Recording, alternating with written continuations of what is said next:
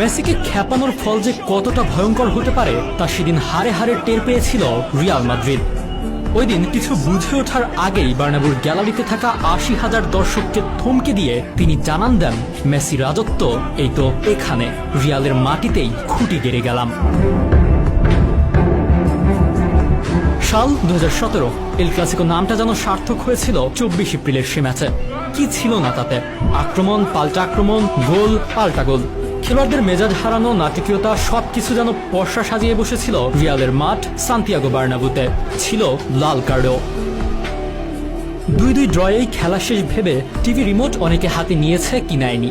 সেই মুহূর্তে দৃশ্যপটে আবারও লিও মেসি, যিনি এর আগেও করেছেন এক গোল।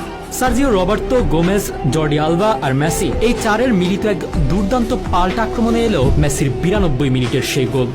সে গোলের পর মেসি রোমান জার্সি খুলে করা আইকনিক সেলিব্রেশন আজও অজানা অনেকের। সচরাচর ঠান্ডা মাথার লোকটা হঠাৎ কি কারণে এত রেগে গিয়েছিল?